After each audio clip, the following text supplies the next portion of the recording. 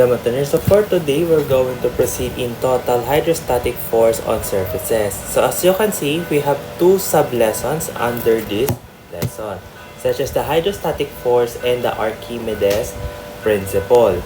So in this video, we are going to tackle the hydrostatic force only for now. So kasi pagka tinakan natin yung dalawa, butay siyam-siyam dito sa video na ito. So let us start.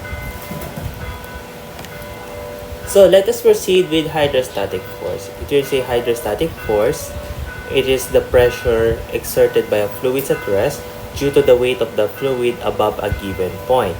It increases with depth and depends on the density of the fluid and gravitational acceleration.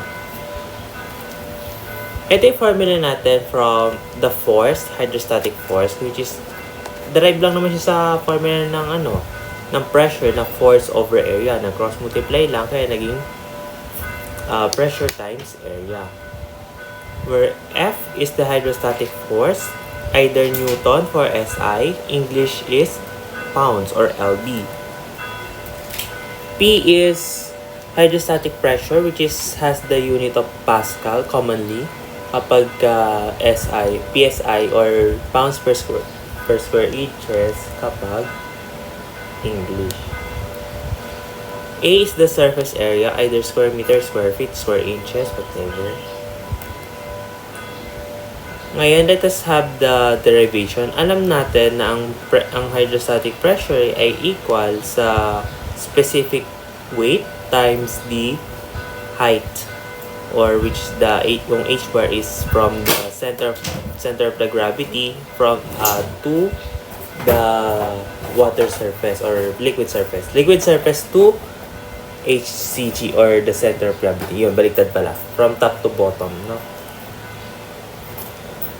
Ayan. Wala lang. Biniliktad ko yung yung A saka H. Ayan. Kumuha ko ng illustration sa libro. Kung hindi niya na rin tatanungin, anong libro kung ginagamit ko sa mga sample problems natin, which is ito. Fluid Hydrodynamics by Giresania. Hindi sila nagpo-promote, pero ito yung gamit ko kasi kapag ako ay kumbaga nandito yung mga sample problems, especially yung figure na sinasabi ko sa inyo. Haba. Hindi ko mahanap. Ayan. May kalat pa. Ito. Ayun o. Kung mapapansin nyo, ayan. Ito lang din yun. So, for the formula of eccentricity, meron tayong ayun. Yung eccentricity is the distance between the center of the gravity to the center of pressure. Ayan, yung measure nilang dalawa. Ayan, makikita. Ito yun. Location of F, ayan, yung YP is the moment of inertia times the area and its centroid. Yung Y from the liquid surface to this one. It depends on how it varies to the angle, no, of inclination of the gate towards the water. Ayan. Alam natin yung full, yung neutral moment of inertia is equated to this transfer formula. Which is itong part na to, substitute natin dito. Which is, alam natin, makakancel natin to. Which is ito, alam naman natin kung yung na ito, which is ito. So, ayan. Kasi ito yun mula dito hanggang dito, plus yung eccentricity. Kasi ito, yung measure nga nito is from this to this one, yung center of gravity. Tapos, syempre, plus pa yung measure between the center of gravity to the center of pressure, which is ito, yung eccentricity nila. Kumbaga sa next lesson natin, maatatakan natin sa ano ba yung purpose ng eccentricity generally. Where Y is measured from the top axis. Ayan. Meron tayong general formula for between the relationship between the H and Y. Kasi kung papansin nyo, di ba may mabubuka yung triangle dyan. Ito yung y, ito yung h. Diba? Yung sine, ito yung opposite niya. Ito yung hypotenuse. Diba? H is a measure from the liquid surface. So, syempre, para magkuha natin, maglaro tayo. Solve problem number 16. Consider a 20 feet high and 1,200 feet wide dam filled to capacity. First is we're going to determine the hydrostatic force on the dam and the force per unit area of the dam near the top and near the bottom. Gawin natin. Syempre, ito yung top. Ito medyo maiano pa natin, expand natin yung knowledge about the pressure diagram. Kasi pressure diagram ito eh. Ito top, syempre automatic 0 na yan. Tapos ito yung bottom. Which is yung water 62.4 pounds per cubic feet. Yan ay kapag English. Di ba pag SI is 9.81 kilonewton per cubic meter. Ito man per pounds per cubic feet, itong part na to, yung 62.4. For hydrostatic pressure, ayan, we're going to have the direct substitution from the top. Kasi walang measure from the top, kasi nandito yan. Di ba parang pag nagmo-moment tayo, kung nasaan yung, yung lever, yung starting point nyo, kapag doon, wala kayong moment, kasi doon kayo nag-start. Pero gaya na ito, dito kayo nag-start. Lagi naman kasi from the top yung start niya. Kapag nagano kayo ng pressure diagram. Di ba? Mula sa tubig, pag nilublob mo, habang as you're going deeper the water, mas lalo nag-exert ng pressure. Di ba? Siyempre, top yung 0. Ayan. Doon kayo mas maano talaga yung pressure sa bottom. Di ba? May scientific explanation doon, pero yan na natin sa next video. Yun naman ay regarding doon sa planets based on Newton's gravitational motion, which is matagal-tagal bago tayo tumating ito. So, ayan. That is for A. Kumbaga, natin yung hydrostatic pressure ng dam. What about the force? Una, hanapin natin yung average. Average is the number of data of the sum of data over the number of data. Ganun naman lagi sa average sa statistics natin. Then meron tayong 6,240 pounds per square foot. PSF. Ayan. Kapag KSF, kilopounds. Ngayon, ginawa ko kasi hiniga ko yung dam. Hiniga ko. So, ngayon, ito yung natin pressure diagram. Ayan. Ito yung 200. Ito yun. Tapos ito yung 1, 2. Ito yung force na in-exert niya. Ayan. Ito, cross-multiply niya lang. Kapag cross-multiply niyo, lalabas is natin 1.498 times 10 raised to 9 pound force. No? Pag LBF, pound force. No? Ito yung, di ba? Dali-dali, parang naglalaro lang tayo. Ito naman. A rectangular 1.5 wide and 3 meters high is submerged in water with its top edge 2 meters below the water surface. We're going to find the total pressure acting on one side of the gate and its location from the bottom. Ngayon, syempre, hindi natin may start magsagot ng problem kung hindi natin ma-figure out kung ano yung corresponding figure or corresponding drawing for that problem. Kasi gano'n naman lagi. Kailangan, syempre, hindi naman sa lahat ng pagkakataon may papakita sa inyong picture. Kailangan, tayo din na mag-figure out paano mo siya may imagine or ma-visualize. Ayan, given na may tubig, syempre. Pero sabi, meron daw gate. Ano daw yung width? Ito yung height niya, 3 meters high and 1.5 width. Tapos ang sabi, from the top edge, it is submerged 2 meters below the water surface. Ibig sabihin, ba tayo gumana? Ayan. Ngayon, automatically, ano ba ang centroid ng rectangle? So, kumbaga, kung ano yung centroid ng rectangle, yun yung center of gravity nyo. Siyempre, most likely, ang center of pressure ay placed sa baba ng center of gravity. Ayan. Tapos, ito syempre yung height. Tapos, ito yung eccentricity, which is measured between the center and the center of gravity and the center of pressure. Ito yan. Una, hinahanap natin dito yung total pressure and yung measure from the location, from the bottom, yung Y. Ay, gumana na keyboard ko. Hydrostatic force, alam natin ito yung formula. Alam natin yung area ng rectangle is length times width. Alam natin yung center, yung specific weight ng water is always 9.81 kN per cubic meter. Tapos yung centroid, ito yung H. Yung ito. Saka ito, yung H. Ayun. Now, pag sama-samahin natin lahat yan sa calcu, isang dot-dot lang, at pag equal, ayan na. Meron tayo 154.5075 kilo Newton. Next, we're going to find the location from the bottom, or yung hinahanap natin ay yung Y. So, meron tayo 1.5 minus E. Kasi ito yun eh. Ayun, kasi di ba kalahati ng 3 is 1.5. So, para makuha itong measure na to, syempre, bawasan mo yung eccentricity. Alam natin, meron tayong formula for eccentricity, which is moment of inertia times area times its centroid, corresponding centroid, which is the measure from the top axis, liquid surface to the center of gravity. Alam naman din natin yung moment of inertia ng rectangle, which is base times height cube over 12.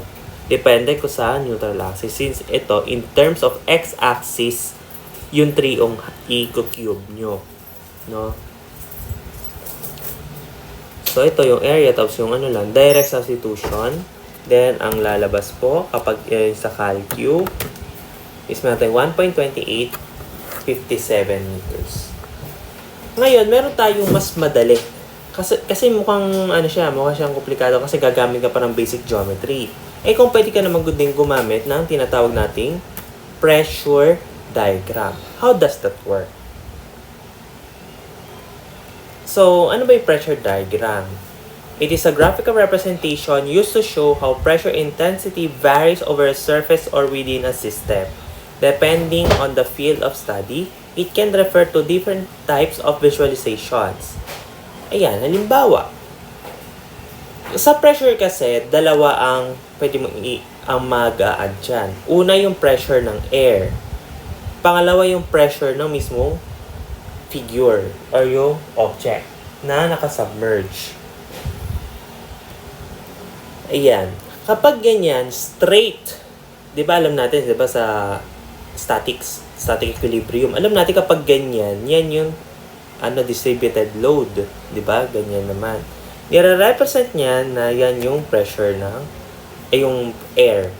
Ngayon, since this is an open atmosphere, hindi siya wala siya sa loob ng container. Hindi siya sa container. Kaya 0. Kapag meron sa container, meron namang lalabas sa given that it has 40 kilopascal, mga ganon. Eh, wala. Eh, 0. Ayan. Ito naman, yan naman ay sa figure. Para naman dyan sa figure. Which is, alam naman natin ang pressure is specific weight times the height. Which is ito, yung height niya is 5. 2 plus 3. 5 times yung Kaya hindi ko man nilagay yung 9.81 for the sake of demonstration. Since ang kailangan naman natin ay yung pressure regarding dun sa gate. So, ika-crop natin lahat ng nandito. Ang ititira lang natin tong part na to. Ngayon, so sa top, 2. Kasi, magmula dito hanggang dito, 2. Ito yung kukunin natin, saka ito. Pero syempre, ito neglected na siya kasi 0. So, pwede mo siya i-add 0 plus ito. Diba? Ayan. Ngayon, alam natin sa trapezoid, yung iba, madalas, kahit yung mga prof ko, kapag sila ay naglalagay ng naghahati ng figure, most likely ganito yung ginagawa nila.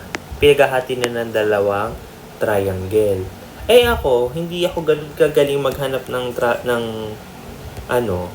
sa triangle. Pero ito ay basis sa understanding ko. Pero depende sa inyo kung paano gagawin nyo. Pero as ako na nandito ngayon, pwede natin siyang hatiin through rectangle and triangle. Matjasin, pwede naman siguro na pagsamahin na lang. At yun, kung alam din natin yung centroid ng buong trapezoid, pwede naman din. Pero we're referring na yung common kasi na given, lalo na pag tayo nagkakabisa ng formula, most likely yung centroid ng rectangle at centroid ng triangle, centroid ng circle, yung mga common shapes. Or yung mga main shapes na madalas gamitin. Pero tayo, syempre, yan tayo. Lagi tayong magano sa basics. Wag sa shortcuts. Kasi hindi naman lahat din ng shortcut kasi is nakatulong. Kasi lalo na, hindi naman allowed ang formula. But allowed naman, huwag ka lang magpapahuli. Joke lang yun. Pwede kayo magdala ng index card during examinations. Pwede kayo magdala ng notes. Huwag lang kayo magpapakita sa proctor kung ayaw niyong bumagsak. Okay. Ayan. Yan yung kalahati ng rectangle. Ayan. Force 1. Actually, kahit anong exertion nyo dito, yun din naman lalabas. Tapos ito naman, force 2. Ngayon, para mahanap nyo yung force, you only have to find the area. Ayan, kasi yung pressure neto, 2, ito yon times ito yung area neto. Yung area nung gate kanina. Yung gate kanina. Tapos ito naman, area, ito yon. Kasi, di ba, 3. Kung 2 to, 5 to, ano to? 3. So, 9.81 times 3. No? Kasi, kumbaga sa geometry, dito sa part na to, ito yung base, ito yung height, ito yung base nyo. Kaya pag natin yung area nito, ito yon. Pero kapag ito, kasi h to, ito yung ayan. Ano ba area ng triangle? Ayan. Ganyan. Paano kapag ganito, second degree? Di gawin nyo, ano ba area nyo? Di ganon, di ba? Basic. So, ayan. Makukuha nyo na agad yung force. Diba basic lang? Parang naglalaro lang tayo.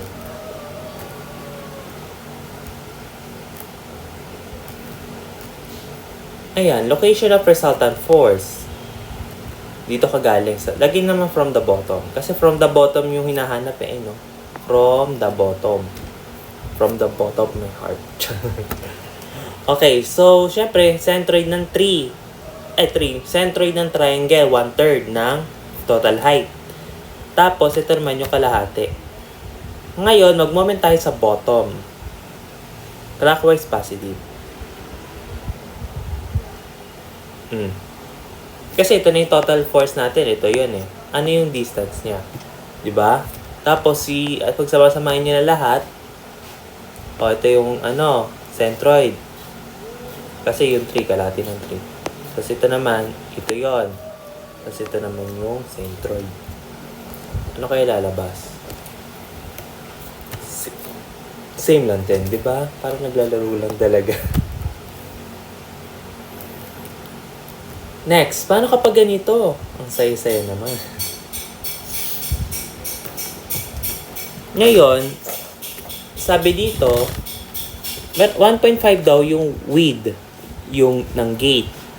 Tapos yung A is hinge and rest is smooth wall. Kapag smooth wall kasi 'di ba sa mga types of support, parang roller support lang yung sa B. Kaya isa lang yung reaction. At yung isang reaction na yun dapat perpendicular doon sa surface na pinagsandalan Halimbawa ito, saan doon nakasandal sa B? Ano ba yung postura ng B? Nakatayo. Kung nakatayo to, dapat yung force mo nakahiga. Sa hinge naman, since yan yung kontra siya sa meron lang siyang moment, di ba? Pero kinukontra niya yung force ng vertical and horizontal. Sa roller naman, di ba, para sa skateboard, kaya niya lang kontrahin yung taas at baba. Pero di niya kaya kontrahin yung kaliwa at kanan na galaw. Diba? Ganon din sa... pero sa hinge, hambawa ito. Ito, hambawa roller to. Yung pen ko. Kaya yan, nag-exert siya ng kumbaga, kaya niyang balansehin yung in-exert ko kapag taas at baba. Gusto ko siyang hilahin, gusto ko siyang itulak. Pero kapag ginusto ko siya i-rolyo, gumagalaw siya. Hindi niya kaya kontrahin yung kaliwat kanan kong ine-exert na force sa kanya. Paano? Hambawa, ito, meron ng force dito.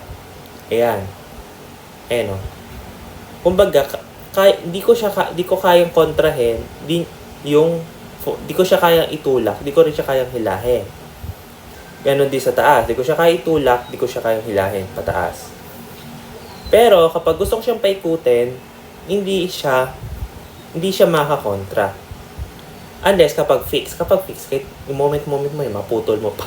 Wala akong pen. Okay. Ito yung center pressure, malamang kung saan nag-exert yung force, tapos ito yung kalahati ng gate.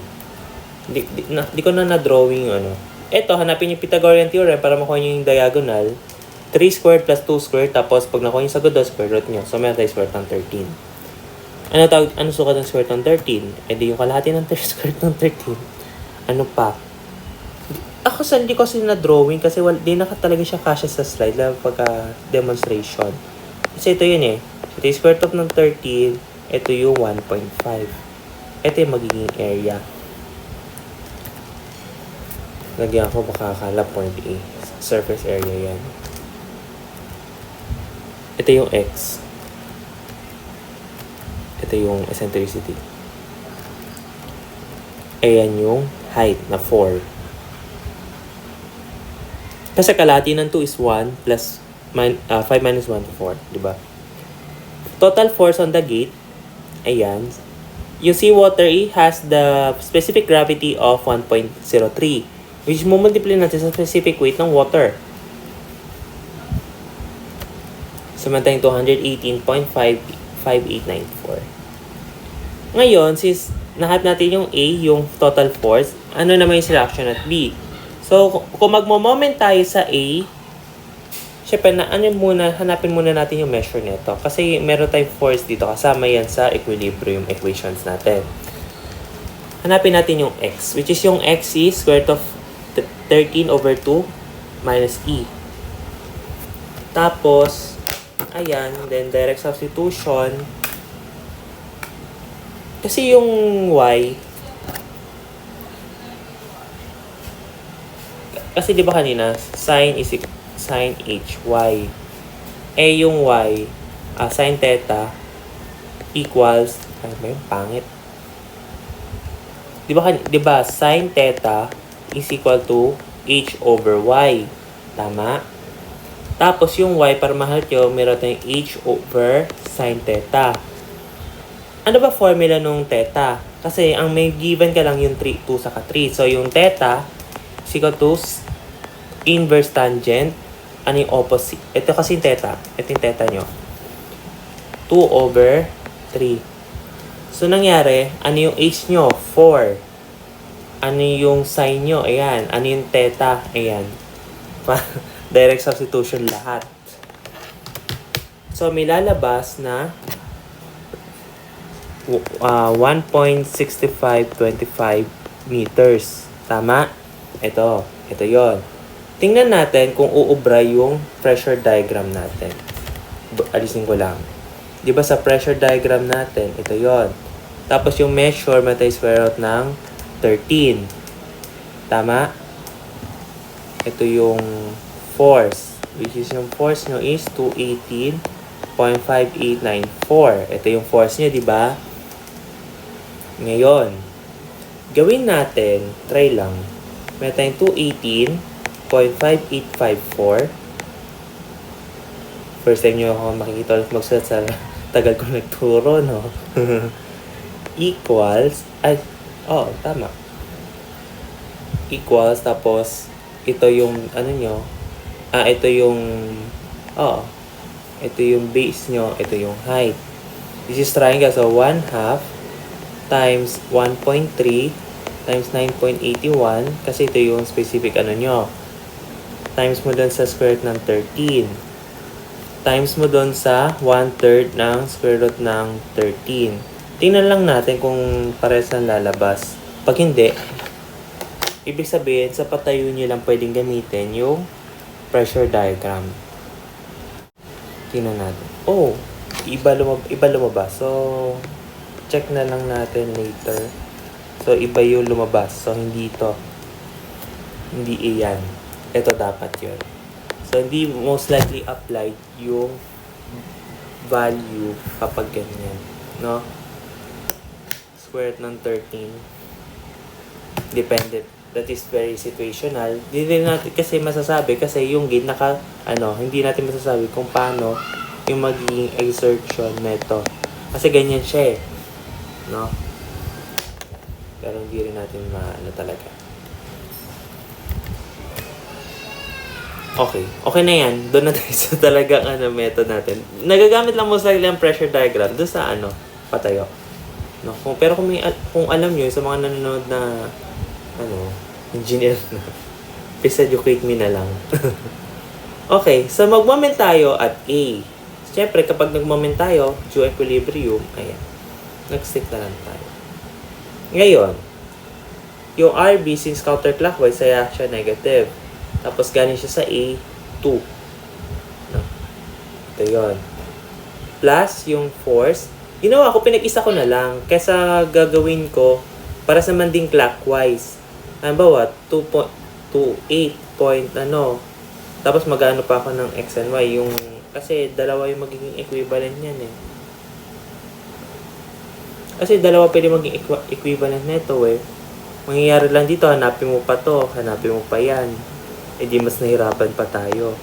Eh kung pwede naman isahan na lang. 'Di ba? Kasi yung exertion mula dito hanggang dito. Ano naman yung measure mula dito hanggang dito. 'Di ba? Ito, mangyayari lang magsa-sin theta ka.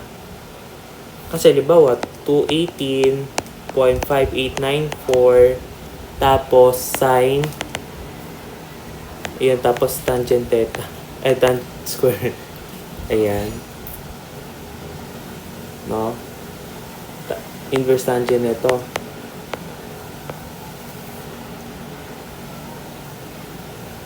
diba? Or pwede rin naman yung 2 over ganun, 2 over square root of ganun. Ay pwede pala 218. Kumbaga pag pinaghiwalay nyo is meron tayong 2 square root ng 30. 2 square 13 plus 218.5894 3 square root ng 13. Ganon. Pwede yon kapag pinaghiwalay nyo. So, ang lalabas, meron tayong 180.6095 kN. Reaction at A, syempre, ito yung slope nyo. Compute. Kasi nakuha natin yung RB, so RA naman. So, ayan.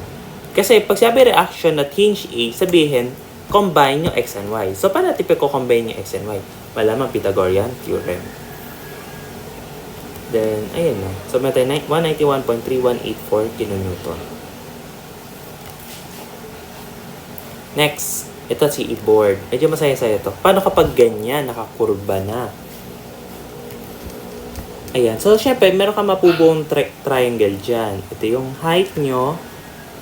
Para makuha yung height. Ayan. Sin 60, which is 5 square root of 3. Ayan. Siyempre, i-project natin. Ipo-project natin siya. Di ba ang saya? Ayan. 10, tapos yung 5 square root of 3. Ayan. Kumbaga yan yung curve. Inano lang natin. Kasi yun yung yung surface niya. Towards that. Tapos, syempre, dito sa part na to, kung meron kang vertical force, meron ka ding horizontal force. Kapag pinagsama nyo, ito yung F, na which is along the radius. Since this is a circular. Okay. Ayan yung X, ito yung Y. Ito yung center of gravity. For horizontal component, gamitin lang natin yung hydrostatic force. Direct substitution, alam din naman natin yung area nung, ito yung hanapin nating area. Tapos, syempre, kalahati nito. Ayan, so meron tayong lalabas na 678.75 kN. Next, for vertical component, ano lang tayo? Specific weight times the volume. Ayan. Ito, paano nyo makukuha to? Here. Siyempre, yung area ng trapezoid, kasi di ba dito mabubuka na ng trapezoid eh.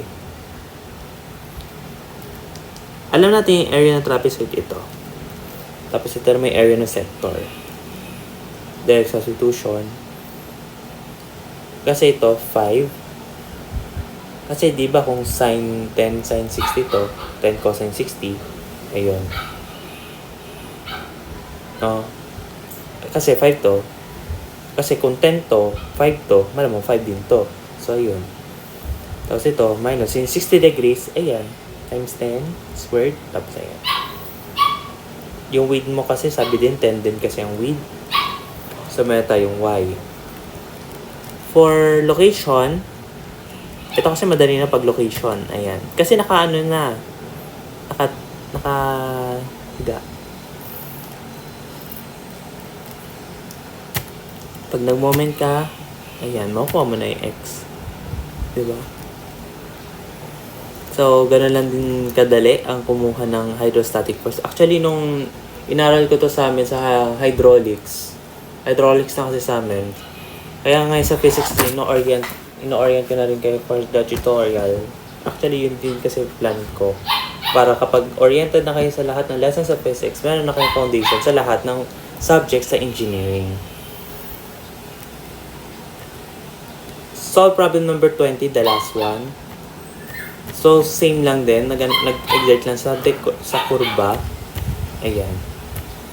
Then, very basic. For x, hydrostatic force lang kapag force at x. Kapag y, based lang din sa formula ng... Di ba yung formula natin sa specific weight, ito? Yung weight is...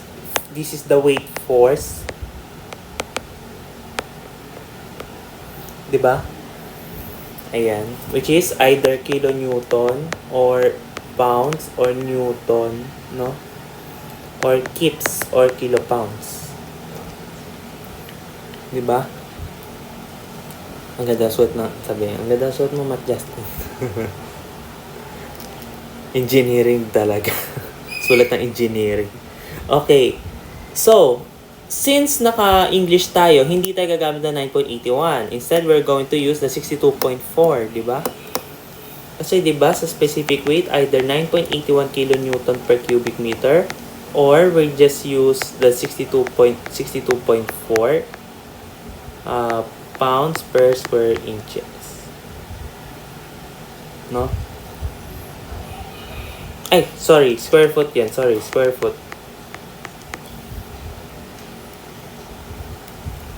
So, ito yung sagot natin. Para magamit natin yung combination ng dalawang force, x and y. Ang hirap pindutin ang keyboard ko ngayon. So, ngayon, hanapin natin yung square ng dalawa at meron tayong makukuhang 1,452.4348 pounds. Di ba ang saya? Ang dali-dali. Parang naglalaro lang talaga tayo. So, sadly, our game is over. So, this lesson will continue in my next video. So, hopefully, you have learned something today about the hydrostatic forces. So, that's all for now. Thanks for watching and see you in my next video.